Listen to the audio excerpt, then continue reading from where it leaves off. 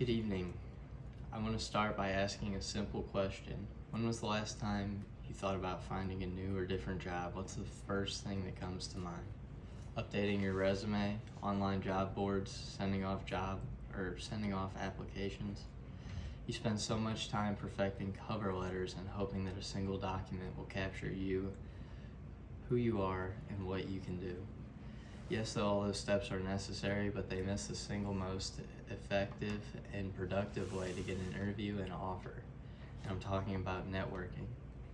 I'm sure you hear people say it's not what you know, it's who you know. Good or bad for the most part, that's pretty true. Yale University published an article in 2023 that said recent studies found over 80% of people get a job through some type of networking. So you see why people need to learn about networking. I'm going to explain how to network and how to be successful at it.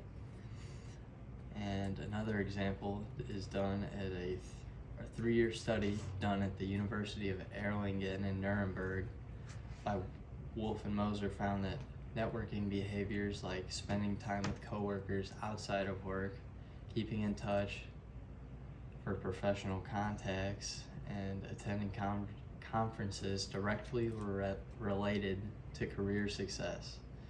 The results indicated that salary increases and career satisfaction were also influenced by networking. Networking isn't only important for finding jobs, it can also link you to future clients or bosses or people you might need in the future to further your career. It also makes you a valuable resource for others. A study conducted by the Federal Reserve Bank of St. Louis in 2011 found that employees find higher satisfaction from jobs that they got through networking. The result also indicated that networking can extend tenure and reduce employee turnover. Now that you know how important networking is, I'd like to tell you that some keys to successful networking. Active listening.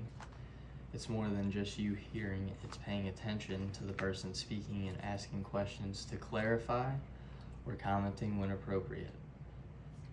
Making and keeping eye contact is an important part of active listening as well. Communication skills. Be mindful of your tone of voice, the language you use, and your perceived urgency are important to your communication skills.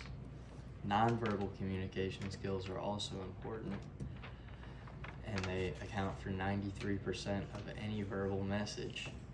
These include facial expressions, body language, stance, and position in relation to the speaker. You should stand straight up and radiate confidence and positivity. Interpersonal skills. Also, these include your ability to get along and understand with people. You need to read subtle cues that people might be sending. Humor. Research also shows that humor is key to success at work. It makes others enjoy interacting with you, puts people at ease, and helps build trust. It's about being positive and bringing a smile to people's faces. Respect. Use your manners. Don't chomp your gum, for example. Be confident. Confidence often demonstrates how you are about something. Be friendly. It can help lower people's guards, but don't overdo it. That can be suspicious or annoying. Things like smiling, waving, introducing yourself, show friendliness. Emotional intelligence. Read the mood and mindset of the speaker or contact. Positivity can go with I can or I will attitude. Even if the things or events don't go as planned, look for the positive aspects to highlight. Public speaking skills. It will help you feel more comfortable and confident, especially when strangers are involved. From what networking is.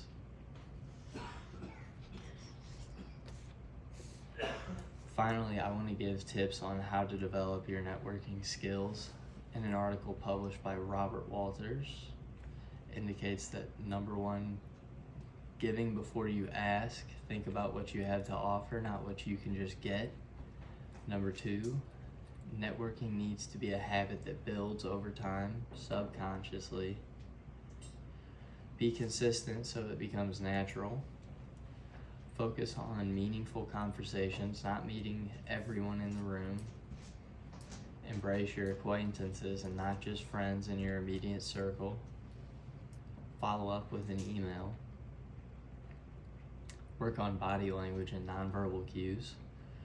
Share articles and opportunities that might help someone else you know.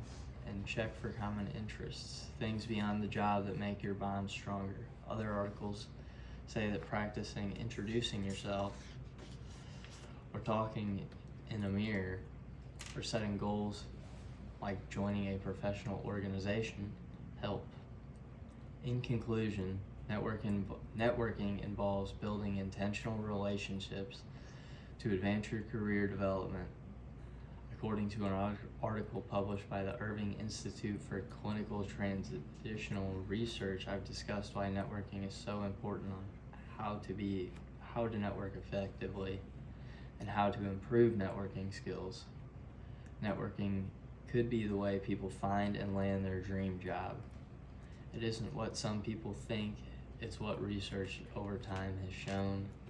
It also isn't just for the current job seekers, it's an ongoing, intentional relationship building for anyone interested in job satisfaction and career advancement.